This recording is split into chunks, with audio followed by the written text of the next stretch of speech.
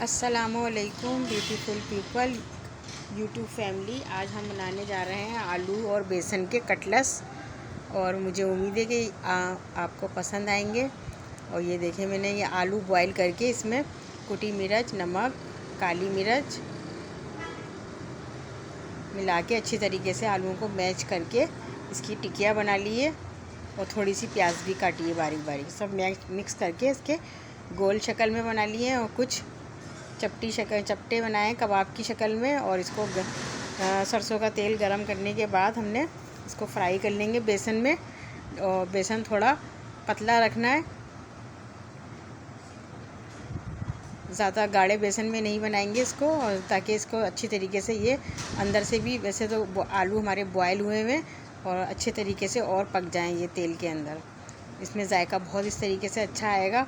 और ये आलू के कटलेट्स खाने में बहुत मज़ेदार होते हैं ये। अगर आप चाहें तो इसको आटे का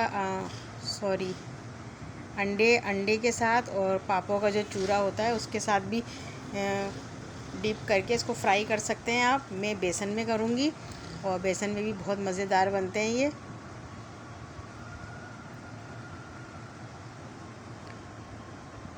और इसको तकरीबन 10 मिनट तो लगेंगे इसको फ्राई करने में।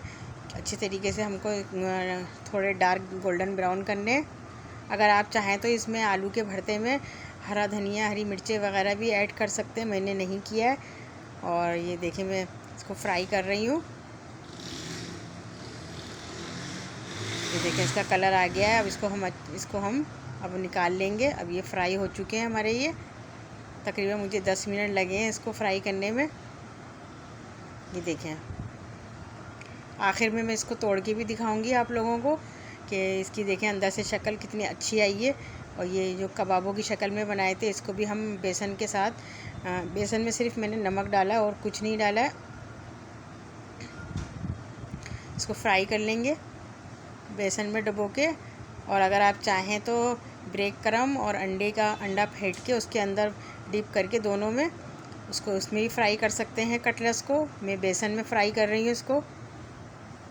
और ये रमज़ान का हमारा आखिरी रोज़ा है जिसके लिए मैंने अफ्तारी बनाई है।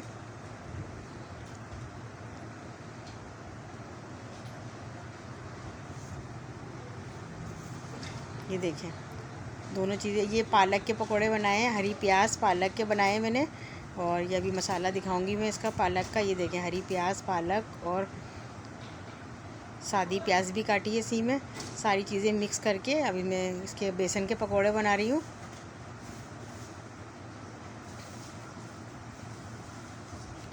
ये पकोड़े तो आप किसी भी शक्ल में बना सकते हैं। और ये इसका भी बेसन थोड़ा पतला ही रखना पड़ता है मुझे। और उसी वक्त हमें जो अलग से मैंने हरा मसाला बनाया है उसको उसी जब फ्राई करने बैठो उसी वक्त उसमें शामिल करके फ्राई करो। ये देखें पापड़, ये चावल के आटे के पापड़ हैं, बहुत मज़ेदार होते हैं, मल्टी कलर में। और ये खाने में बहुत ज़्यादा मज़े के होते हैं। हालांकि मुझे पापड़ बिल्कुल पसंद नहीं है, मगर मैं ये पापड़ ज़रूर खाती हूँ क्योंकि इनमें बहुत अच्छा जायका आता है, फ्लेवर आता है। और ये फ्राइयों वाले पापड़ हैं जो आम बच्चे लेकर आते हैं उसमें। और ये बिल्कुल फ्रेश तले हैं, ये फ्राई करें हमने। और रमज़ान में बच्चे ये बहुत शौक़ से खाते हैं पापड़। वैसे गर्मियों में बहुत कम बनाया गया है क्योंकि गर्मी बहुत शदीद थी बीच में। और मैंने कहा चलो आखिरी रोज़ा है तो क्यों ना थोड़ी अफ्तारी बना ली जाए, फिर 1 साल के बाद रमज़ान आएंगे। ये देखिए, दोनों पापड़ तैयार हो गए, सारी अफ्तारी हमारी तैयार हो गई दस्तरखान पे। ये खजूरें, चिल्ली गार्लिक, मीठे दही बड़े और ये हमारे आलू के कटलेट्स भी तैयार हो चुके हैं। अभी मैं ये आपको तोड़ के दिखाऊंगी। और ये देखें, पालक के पकोड़े भी और खरबूजा भी कटेगा, ये भी अभी अफ्तार होने में तकरीबन 10 मिनट बाकी हैं। ये देखें, अंदर से तोड़ के दिखाएं आपको आलू के कटलेट्स। ये नहीं कितने मज़े के बने और जूसी और मज़ेदार। और इसको आप चाहें तो चटनी के साथ और चिल्ली गार्लिक या केचप वगैरह के साथ लगा के खा सकते हैं। और ये खाने में बहुत मज़े के हैं। ये कबाब वाले देखें, इसको तोड़ के दिखा रही है मेरी लड़की। ये देखें कितने जूसी बने।